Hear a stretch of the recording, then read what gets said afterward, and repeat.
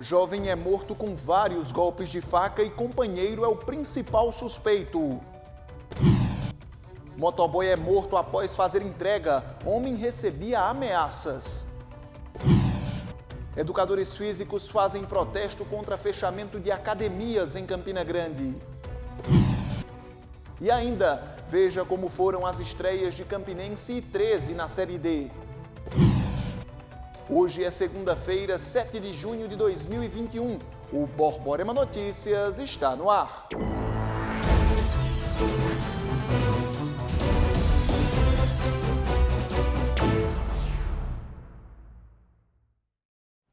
Boa noite. Um jovem de 23 anos foi morto a golpes de faca no centro de Campina Grande. O crime aconteceu ontem pela manhã e o companheiro dele é o principal suspeito.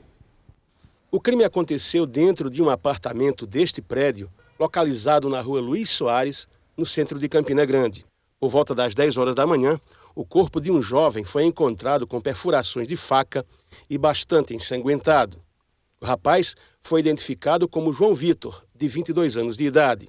O jovem trabalhava neste banco, no centro, mas não foi confirmado se era do quadro efetivo. A violência contra João Vitor foi tanta que a faca usada no crime quebrou. O inquérito da morte do João Vitor está sob responsabilidade do delegado Francisco de Assis e equipe.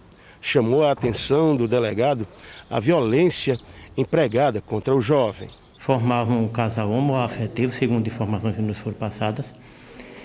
E a síndica disse que eram pessoas discretas, viviam como irmãos, tranquilo.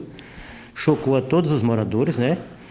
E o acusado, na pessoa de João Edgley, ontem teve essa iniciativa de se armar, foi ao prédio e desferiu contra o companheiro 23 golpes de faca que o levaram à morte. Segundo o delegado, a vítima vinha se queixando de atitudes violentas do companheiro. Ele tinha desabafado com algumas pessoas lá, moradores do prédio, alegando que estava sufocado, que o companheiro era bastante ciumento e agressivo, ele não podia conversar com ninguém, não podia ter amizade, não podia ter amigos. As câmeras do prédio registraram o momento em que o suspeito, João Edgley Costa Noberto, de 29 anos de idade, chega ao edifício com uma mochila nas costas.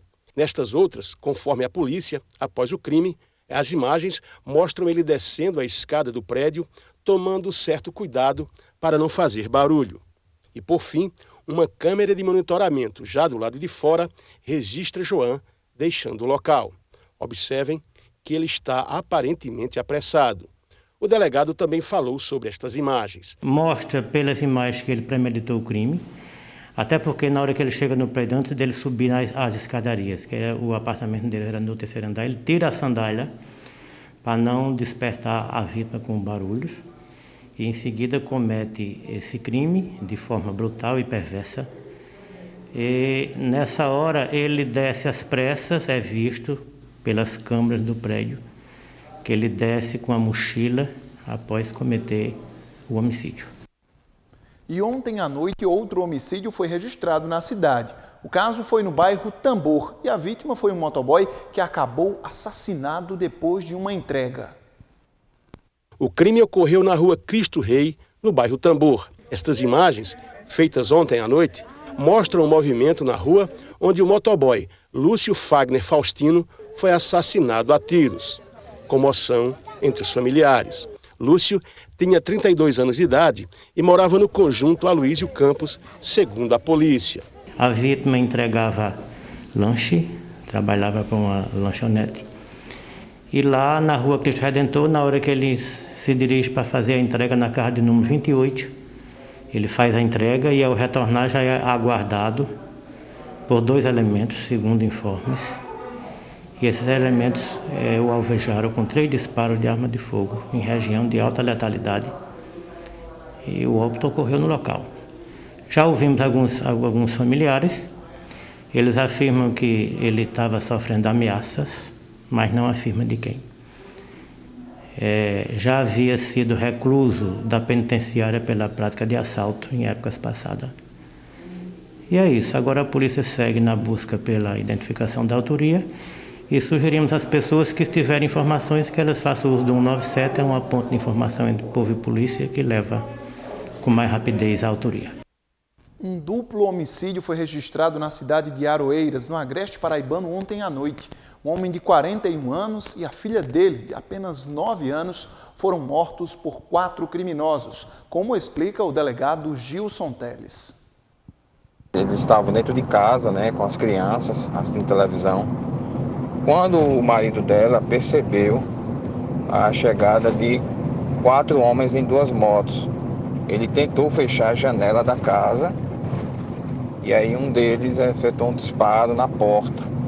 Aí não se sabe se a janela conseguiu efetivamente ser fechada, porque ela disse que na sequência ela segurou o cano da arma, de uma das armas. E depois houve outro disparo que atingiu o tórax da criança. Nisso ele correu para o fundo do quintal e tinham 2 homens já o aguardando, que também efetuaram vários disparos contra ele. E aí foi muito feio mesmo. Tinha pistola, tinham cápsulas. Veja a seguir, Paraíba confirma caso de morte por fungo negro. E ainda, educadores físicos fazem protesto contra fechamento de academias em Campina Grande.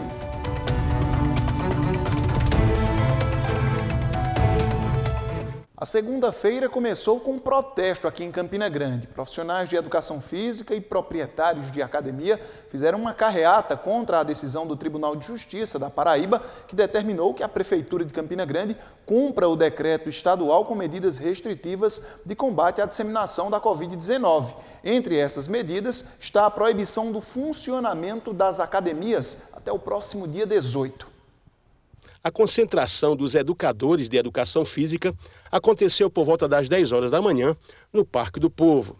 Personal trainers e proprietários de academias reivindicam a abertura dos estabelecimentos que estão fechados devido a decreto estadual por causa da pandemia do coronavírus. Você vê aqui esse pessoal, em sua maioria, são todos autônomos.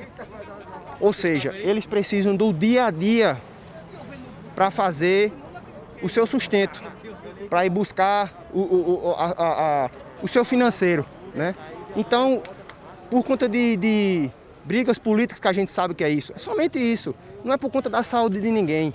Porque se fosse por conta da saúde das pessoas, nós que promovemos saúde, estaríamos normalmente trabalhando. O policial militar Cabo Emanuel Diniz, também proprietário de uma academia, chamou a atenção da importância para as atividades nesse período. Foi uma mobilização nossa na solicitação, inclusive até o presidente da República, para que ele pudesse reconhecer de fato a essencialidade das academias para a saúde da população. E tanto se fala em ciência, e saúde é ciência, e o exercício físico promove essa saúde para a população. A gente combate ou trata comorbidades, a gente promove saúde e qualidade de vida, como a gente reabilita. E quando a gente fala em reabilitação, a gente está falando de pessoas que estão saindo agora, deixando os hospitais, e estão voltando para casa e precisam voltar a fazer atividade física para até combater e não permitir que as comorbidades possam existir no futuro. Em seguida, o grupo saiu em carreata por algumas ruas centrais de Campina Grande.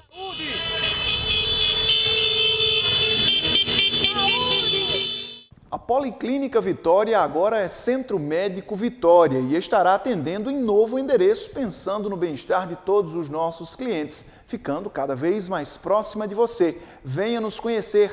Rua Nilo Peçanha, número 83, na Life Center, dentro do complexo do Hospital João 23, no bairro da Prata. Aqui você encontra psiquiatria, cardiologia vascular, ortopedia, nutricionista, gastroendoscopia, colonoscopia, exames laboratoriais, entre outros. Agende já a sua consulta pelo 3322-3229 ou, se preferir, pelo nosso WhatsApp 988558363.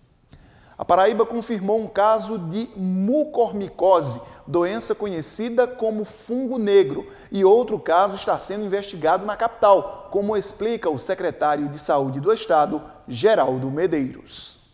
2 casos suspeitos do fungo negro, que é a mucormicose, uma doença oportunística que acomete principalmente pacientes diabéticos, imunossuprimidos, e que, no caso específico da pandemia, geralmente são pacientes graves que evoluíram entubados em UTI e que tiveram uma longa permanência hospitalar e a utilização em altas doses de corticoide. Então, temos um caso de Areia de Baraunos, que foi a óbito no dia 13 de maio, em função dessa doença, que é o fungo negro, e que se estendeu para o cérebro.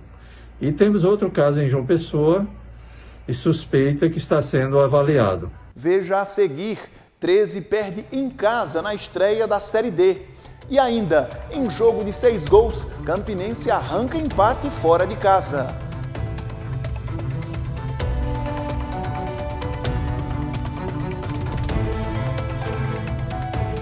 E a gente volta falando de futebol. A seleção brasileira se prepara para encarar o Paraguai amanhã à noite pelas eliminatórias fora de casa.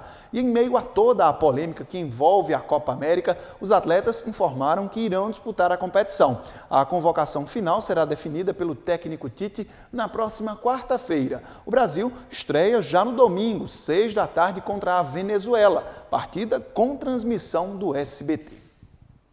A Série D do Campeonato Brasileiro começou neste final de semana e o primeiro time paraibano a entrar em campo foi o Souza. No sábado, o Dinossauro recebeu o Atlético Cearense. No primeiro tempo, pênalti bem polêmico e Lineker concluiu. O goleiro Ricardo do Souza, que não sofria gols há mais de 770 minutos, finalmente foi batido por Ítalo. E na segunda etapa, Lineker marcou o segundo e garantiu a vitória do Dino, 2-1.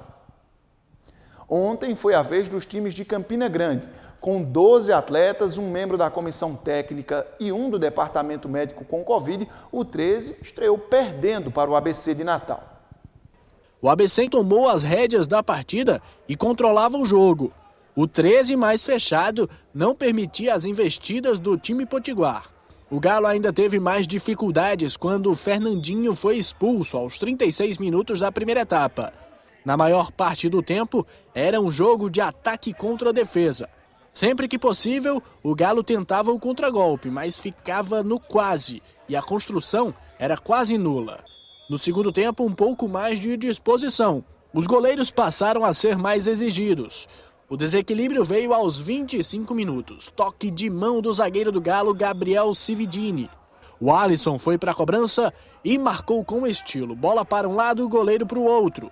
O gol fez a diferença e o Elefante administrou a vitória até o fim. 13-0, ABC de Natal, 1.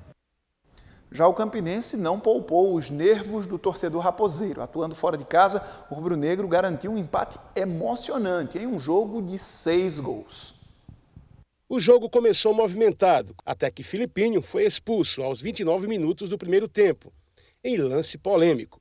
O Bandeirinha afirma que ele agrediu o adversário. O atleta ficou inconformado.